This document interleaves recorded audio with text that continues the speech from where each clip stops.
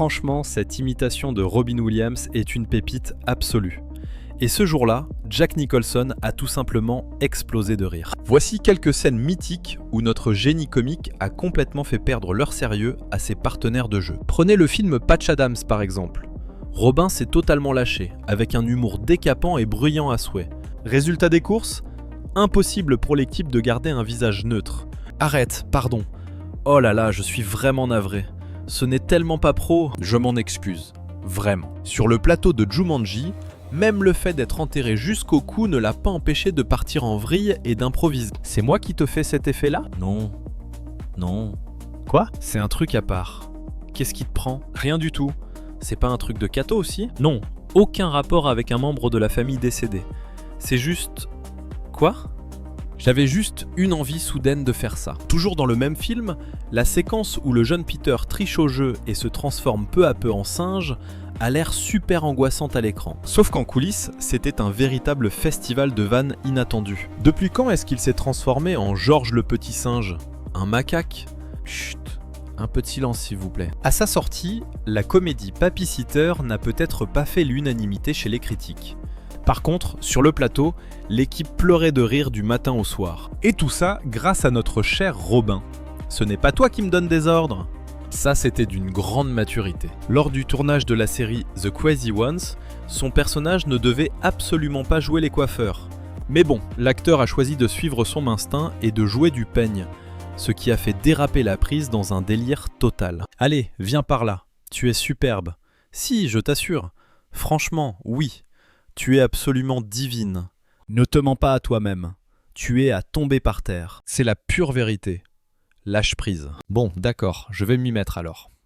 Tu es ravissante. Vraiment ravissante. Même en étant réputée pour sa rigueur professionnelle absolue sur les tournages, l'immense Philip Seymour Hoffman n'a pas réussi à garder son sérieux face aux répliques spontanées de l'humoriste. Salut, Patch Adams. Mitch Roman de l'université de Georgetown. J'ai décroché le Grand Prix William Thomson pour l'excellence scientifique. Oh la vache. Oh, eh bien, merci beaucoup. Sur la comédie Toys, le comédien a carrément franchi la ligne rouge en s'amusant à titiller le réalisateur, Barry Levinson, en personne. Il est même allé jusqu'à se moquer ouvertement de son précédent film, Avalon, droit dans les yeux. J'ai regardé Avalon 15 fois. Un chef-d'œuvre. Tu le passes à l'envers, ça finit bien. S'il y avait un trou de mémoire sur le plateau de Mork and Mindy, le roi de la comédie ne laissait jamais de place à la gêne et transformait immédiatement ce blanc en une vanne magistrale. Eh bien cette semaine, chef, j'ai découvert que sur Terre, les apparences sont souvent trompeuses. Pourquoi ça fait ça ? Mais tu l'as dans les mains ton texte, bon sang. Tu as tout foiré. Dans un autre épisode, un simple petit loupé avec le chapeau de Mork a suffi pour que la scène parte totalement en cacahuète. Tu as tout bousillé ! Dans Good Morning Vietnam, sa fameuse scène au micro de la radio est tellement improvisée qu'on a l'impression d'écouter une véritable émission en direct. Là-haut, le tableau n'est vraiment pas beau à voir. Il y a des cornes dans tous les sens, je sais même plus quoi sortir. On va balancer une petite rasade de napalm là-dessus pour bien le faire rôtir. Petit barbecue au calme. Sur le tournage de Papy Sitter, Robin a tellement dévié du texte initial qu'il était complètement en transe. À tel point que John Travolta a dû lui balancer « Mec, la scène est finie depuis un bail et la caméra tourne même plus. » Quoi ? Dégage de là ! La séquence qui suit a l'air chorégraphiée et pourtant, zéro répétition. Dans Birdcage, une simple gamelle est devenue l'une des pépites comiques les plus mythiques de sa carrière. Bon, faut vraiment que j'y retourne. Avant qu'il ne s'empiffre jusqu'à voir le fond du saladier. On a du pain sur la planche. Vous deux, bouclez-la. C'est bon, on gère. Tout va bien, fermez vos clapets. Bordel de merde, c'est bon. Arrêtez de chialer, bon sang. Vous foutez quoi, plantez-la, foncez. Elle déboule dans 60 secondes. Bougez-vous, laissez tomber ces foutues crevettes. Dans la nuit au musée, Ben Stiller a dû se mordre les joues pour ne pas exploser de rire face au délire improvisé de l'acteur. Wow, mollo Teddy. Larry, je t'écoute, tout va bien pour moi. Faut qu'on se bouge le cul parce que la moitié du musée s'est fait la malle. Désolé. Je gère. C'est parti ? Larry, s'il te plaît, ça va aller ? Je suis fait de cire. On est bon. Écoute, il faut agir là, le soleil se lève bientôt et tu dois... C'est bon, je capte. Ouais, je sais, t'inquiète. Je sais. En parlant d'impro, son futal a littéralement craqué au moment où il descendait de cheval. Bien vu. Ravi de faire votre connaissance, Lorenz. Mais il n'a pas lâché l'affaire et a direct intégré ça dans sa réplique. Le secret de l'autonomie, c'est la vigueur. Et là, mon pantalon est tellement déchiré que je peux y voir à travers. Dans l'éveil, alors qu'il est réputé pour son flegme légendaire à l'écran, même De Niro a complètement perdu les pédales quand Robin s'est mis à faire du hors-piste. Disons ça comme ça. Enfin, je veux dire, ça a l'air de coûter un bras ce truc. Ah ouais, hors de prix, super cher. C'est parti. Vous connaissez tous le légendaire génie d'Aladin, pas vrai? Mais ce que vous ignorez peut-être, c'est qu'il est devenu aussi hilarant, uniquement grâce à Robin Williams et à toutes les dingueries qu'il a greffées au texte de base. Peu importe ce que je suis, l'important, c'est que je suis libre. Offre soumise à condition selon la législation en vigueur. Petit saut dans Jumanji. Juste après être sorti du jeu, il se retrouve à donner la réplique à un pélican. Sauf que pour lui, c'était plus une récréation géante qu'une vraie journée de boulot. Waouh! Rien de tel qu'une bonne grosse haleine de flétan en pleine poire. Pouah, ça fouette la marée basse ton truc. Y a pas mieux que des palourdes avariées. Super. Je capte pourquoi ça pue autant. Oh, tu cherches les embrouilles avec mon cou, toi? Je connais très bien les mouettes, ce sont des potes. Eh, lâche ça, c'est à moi. Ouh, j'ai failli pécho l'anguille. Tourner dans Mork et Mindy, c'était accepter le chaos total.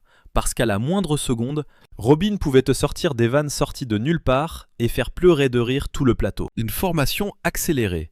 La méthode Evelyn Wood pour les orgasmes express. C'est écrit que si t'arrives à lire ça maintenant, c'est que t'as déjà joui. 2 secondes, il y a un resto par là. Le bar de Harry. Le fameux Harry, ouais. Entre ses grimaces improbables, ses gueulantes et ses mimiques de dingue, c'est dans Crève, Smoochie, Crève, que l'acteur a prouvé avec brio à quel point son humour pouvait être noir. Quand il a enfilé le costume de Rainbow Randolph, c'était la folie. À mort cette maudite peluche! Bien avant de crever l'écran à la télé, le génie de l'impro faisait déjà des ravages dans le programme Love In, l'endroit même où il a réussi l'exploit de faire complètement perdre les pédales au grand Frank Sinatra. Dites, monsieur Sinatra, je peux vous serrer la pince? Bah carrément! Oh Marlène, balance toutes mes frogs aux enchères. C'est le paradis qui m'attend. Ah la vache, je suis tellement aux anges d'être là, je crois que je vais carrément couler un bronze. Même une éternité après leurs années passées ensemble sur Mork and Mindy, la magie opérait toujours entre Robin et Pam Dober. Il a suffi qu'un des deux zappe de toquer à la porte pour nous offrir un fou rire d'anthologie. Coucou ma petite Lily. Salut Simon. Attends, c'est à mon tour? Mince alors, j'ai complètement oublié qu'il fallait frapper avant d'entrer. Notre trublion a foutu un bordel monstre dans l'émission d'impro Whose Line Is It Anyway? Surtout avec les fameuses scènes tirées du chapeau. Ces blagues fusaient à la vitesse de la lumière, si bien que même l'imperturbable Colin Mochrie a fini par lâcher prise. Allez, fais chauffer le moteur du bahut, Johnny. Punaise, matez un peu son déhanché. C'est pas un truc de malade ça? Mesdames et messieurs, avec une puissance d'à peine 6 volts, vous allez pouvoir faire jumper vos ancêtres. Réputé pour rester plongé dans ses rôles quoi qu'il arrive, Phil Hartman a bien cru péter un câble en direct au Saturday Night Live à cause d'un dérapage totalement incontrôlé de notre star. On plie l'affaire et on se tire. Merci l'ami Godfrey. 0 coup de stress. On torche la scène. Le gars te file les documents de paix, tu balances ton texte et on s'arrache. Emballé, c'est pesé. Tout le monde est chaud? Pas besoin de s'embêter à répéter. Ça te dit de filmer ça maintenant? Carrément. Nickel. En place l'équipe. On fonce. C'est l'heure de créer du rêve. Merci les loups de mer. Le son est bon, la caméra tourne. Action. En rendant visite aux marionnettes de la rue Sésame, il s'est saisi d'une bête branche pour en faire un pur chef-d'œuvre de la vanne à répétition. Un immense merci à Madonna pour cette délicieuse sérénade en petite tenue. Je ferais mieux de reculer. On n'arrivera jamais à pondre un truc pareil. Et c'est là que j'ai compris la leçon. Avec Robin, se planter au tournage n'était jamais un drame. Son charisme était tel qu'il arrivait à nous faire hurler de rire, même en galérant avec la languette d'une malheureuse canette. Sans parler des coulisses de Madame Doubtfire, quand d'un coup, sans prévenir, le voilà qui se transforme en vieille sorcière et part dans un énorme délire. À ce stade, l'équipe au complet pleurait de rire. Hors de question que tu te tapes la honte ici. Bon, on est bon pour un ravalement de façade complet à mon avis. Vire-moi tout ça. Faudrait peut-être que je chausse les souliers de Ruby. Faites péter les godasses. Ma chérie, avec de vraies bonnes chaussures, on va au bout du monde. C'était bien la peine de te dire que c'était de famille. Au secours, ça fait bien 4 semaines que je n'ai pas manié ma baguette magique. Gros problème technique. Sur le plateau du film Les deux font la paire, une vache s'est mise en tête de siroter son café vide. Et le génie de l'impro s'est retrouvé pris à son propre jeu. Oui, bien sûr. Ah la vache. Enfuis-toi avec moi, n'aie pas peur. Avec un coup de langue pareil, on va amasser des millions. Bon, Il faut vraiment qu'on s'arrache. Pour couronner le tout, même en incarnant le psy-dépressif de Will Hunting, il a réussi à glisser une vaste blague qu'absolument personne n'avait vu venir. Ma douce avait la fâcheuse tendance de péter un coup quand la pression montait. Elle était bourrée de petits défauts absolument adorables. Pour tout te dire, elle lâchait carrément des caisses dans son sommeil. Je regrette presque de t'avoir raconté un truc pareil. L'autre nuit, le boucan était tel que même le chien a sauté du lit. Sur le tournage du film Off the Wall, Robin et John Ritter se sont lancés dans une véritable joute verbale à 100 à l'heure. Et là, une simple vanne sur de l'eau Perrier a servi de tremplin à une réplique tellement magique qu'elle a fait exploser de rire Ritter en plein tournage. Qu'est-ce que tu veux qu'on fasse? Elle doit y retourner? C'est toi qui vois. Tu proposes quoi, Robin? J'étais tranquille dehors, à siroter mon Perrier en me fendant la poire, et me voilà coincé ici, complètement trempé. Bon, on dirait que tu es chaud pour y aller. Au tout début du cercle des poètes disparus, notre génie de l'improvisation avait du mal à trouver ses marques. Mais la magie a opéré quand le réalisateur, Peter Weir, lui a donné carte blanche pour lâcher le texte. Résultat des courses? Il nous a pondu du Shakespeare façon Marlon Brando et John Wayne. Une pépite totale qu'ils ont été obligés de garder au montage. Si vous avez déjà eu l'occasion de voir Monsieur Marlon Brando, le théâtre classique peut prendre une toute autre saveur. Romains, mes amis, mes compatriotes, prêtez-moi une oreille attentive. Mais l'acteur ne se contentait pas d'être un monstre d'improvisation sur les plateaux de cinéma. Ce jour-là, absolument personne ne l'imaginait se pointer pour préparer des tacos, et encore moins pour enchaîner les vannes au beau milieu de la recette, avec un naturel déconcertant. Une cuillère à café de cumin, du cumin. Toc toc, come in, d'une vieille blague indienne. Toc toc, come in. J'en peux plus, je suis cuit.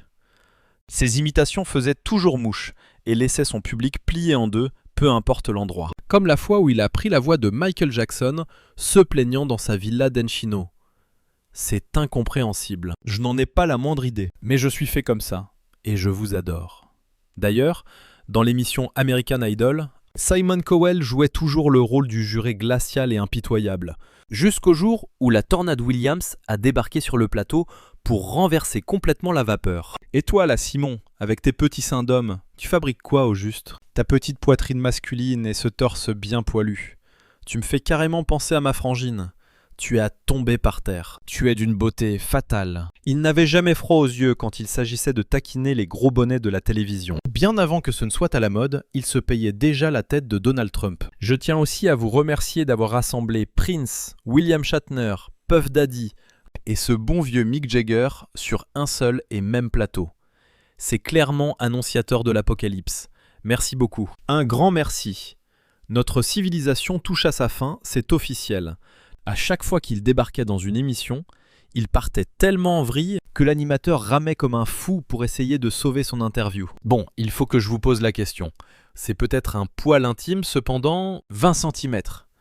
Et pendant que toute la profession marchait sur des œufs, terrorisé à l'idée de faire la vanne de trop, lui n'hésitait jamais à foncer tête baissée dans les sujets qui fâchent. J'étais invité sur un plateau en Allemagne. Et là, une femme me demande « Monsieur Williams, pourquoi l'humour est-il si rare dans notre pays selon vous ?» Et je lui ai répondu du tac au tac « Vous ne pensez pas que c'est lié au fait que vous ayez essayé d'exterminer tous les gens marrants ?» C'était un fan inconditionnel de Jonathan Winters, avec qui il a partagé l'affiche lors du Tonight Show de Johnny Carson. Mais ce qui a rendu cette séquence mythique, c'est que lorsque Robin a tenté de le piquer au vif avec ses improvisations, il s'est tout simplement fait renvoyer dans les cordes par le maître incontesté de la discipline. On a fait connaissance sur le plateau de la série Mork et Mindy.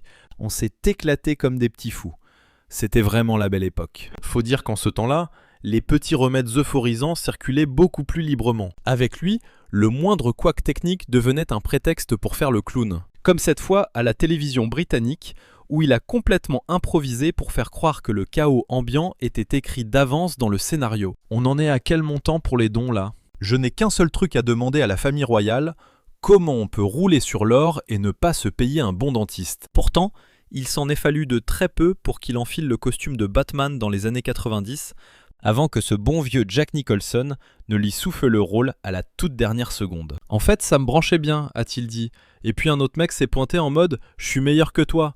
Et je pèse beaucoup plus lourd à Hollywood. Au lieu de le prendre mal, notre génie a préféré tourner ça en dérision, ce qui nous a garanti des vannes absolument mythiques à chacune de leurs retrouvailles par la suite. Surtout au moment de sa toute première consécration aux Oscars. Quand j'ai eu ma propre statuette, il était dans la salle. Et lui aussi l'a emporté. C'était sa 3e victoire à cette cérémonie. On patientait sagement dans les coulisses, juste avant de passer sur le grill des journalistes, et là il me glisse. Tu sais mon petit robot, j'en ai carrément un par décennie maintenant. Espèce d'enfoiré, va.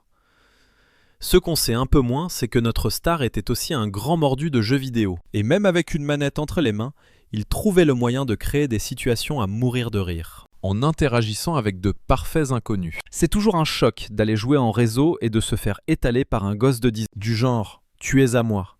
Hé le vieux, je t'ai mis la misère. Attends, t'as vraiment l'âge de compter sur tes doigts? C'est un véritable exploit que ça rende encore bien à l'écran. Presque personne n'arrivait à suivre son flot d'improvisation mitraillette, mais sa maman y parvenait sans problème. Le talent comique, c'était clairement génétique chez eux. Allez, vas-y, montre-nous ça. Notre idole détenait d'ailleurs un palmarès assez dingue. Il a réussi à faire pleurer de rire le mythique Johnny Carson à la télé, à la moindre de ses apparitions. Et le pire, c'est qu'il faisait un carton à tous les coups. Tu fabriquais quoi, toi, à l'âge de 10 ans? 10 ans? Moi, j'en étais à me dire, c'est quoi ce machin bizarre? Hé, regardez un peu ça! Le truc de fou. L'un des sommets de l'émission, c'est le jour où il nous a pondu cette imitation magistrale de Schwarzenegger. La montagne de muscles entre dans la pièce. Je suis de retour. Attention, le Danemark, j'arrive. Maman, viens par ici. Je t'adore. Tiens, un gros bisou pour toi. Vraiment dommage que tu sois décédé. Regardez de ce côté.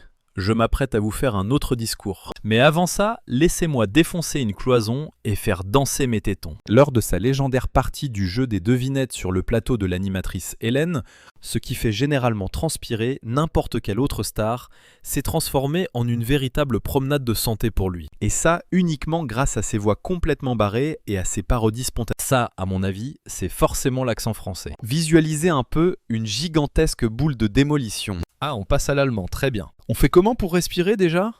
Ouais, carrément. Et oui.